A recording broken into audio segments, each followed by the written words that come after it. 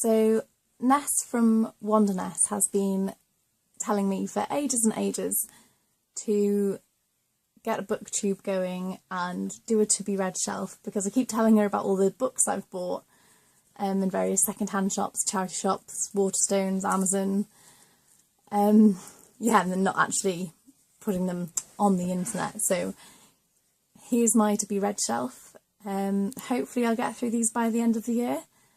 There's 25 books there, so that works out as about one book a week for the rest of the year before 2016. So we'll see how that goes. And I've also got books on my Kindle I need to read as well. So I've got a lot of reading to do. So I'll have to cut down on the social media and spend my time reading books, which I'm really actually looking forward to. Right, this is the shelf.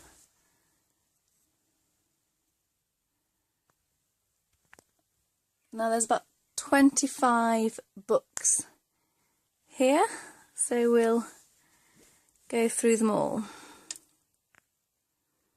It's Bill Bryson's Down Under. That's just his travel writing about his trip around Australia that I've borrowed from my brother. The Hitchhiker's Guide to the Galaxy. First book, like, I've seen copies of this and they're huge, but I think that's all the volumes and books together. I got this second hand off Amazon. I've never read it, so I'm looking forward to reading that. The Adventures of Sherlock Holmes by Sir Arthur Conan Doyle.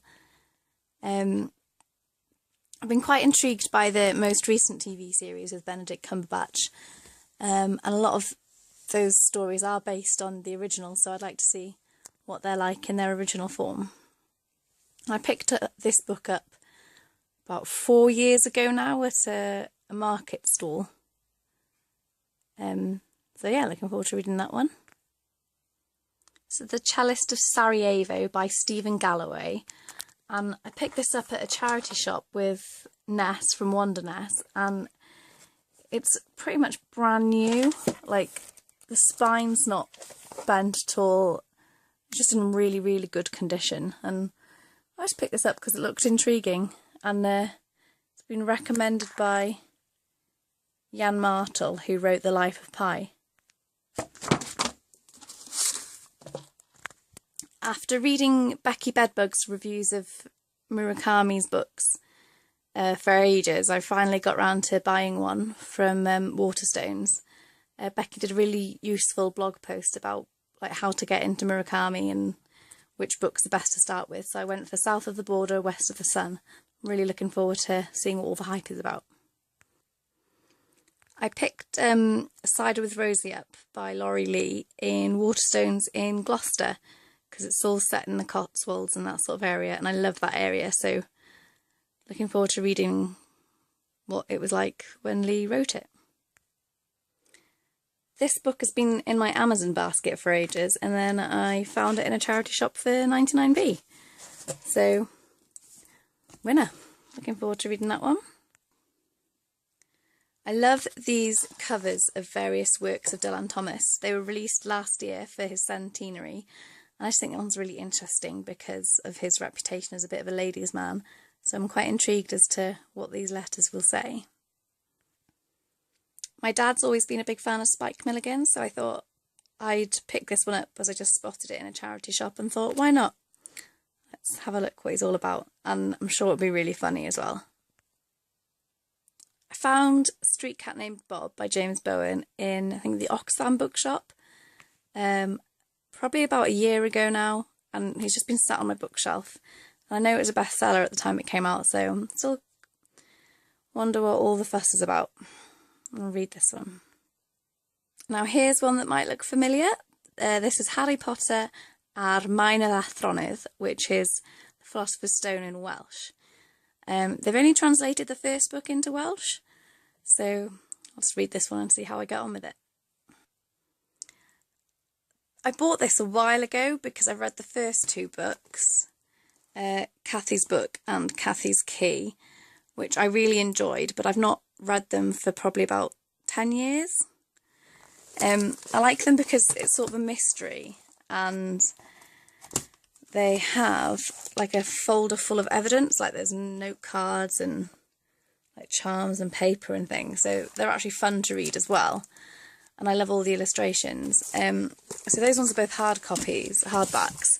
This is a paperback, so it's not got all the evidence in, but it's still got sort of doodles from the author. So that's an interesting read and something a bit different as well, which is nice.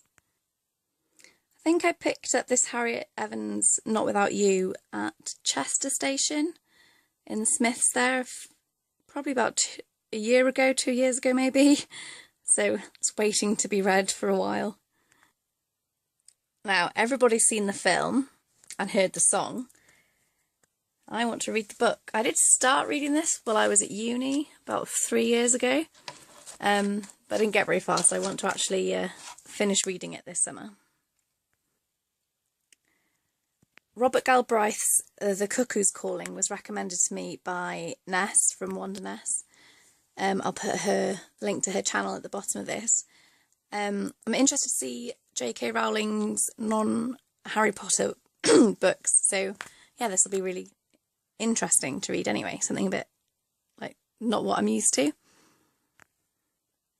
I don't really know a lot about this book. It's just sort of a famous name that I've heard a lot, but I don't really know anything about the story. I've not seen a film or anything of it, so just intrigued really about this classic. My friend Naomi recommended the 44 Scotland Street series to me by Alexander McCall Smith, and I've got one of them on my Kindle, and then I bought a couple more that I spotted in a charity shop. So my mum really loves Alexander McCall Smith, and she's read all of the Number One Ladies Detective Agency books, but I'm quite interested to see this sort of glimpse of Edinburgh. Very battered and bruised copy of The Prisoner of Azkaban. Looking forward to reading that again. Another Bill Bryson book, Notes from a Small Island, borrowed from my brother, and that's about his trips around the UK.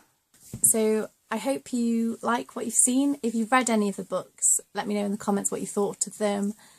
If you've got anything else to recommend, like by similar authors or books by the same authors of some of these I'm reading, tell me what you think of Hitchhiker's Guide to the Galaxy as well. And yeah, looking forward to all this reading. Don't forget to check out my blog, Hannah Sunday. I'll put the link below.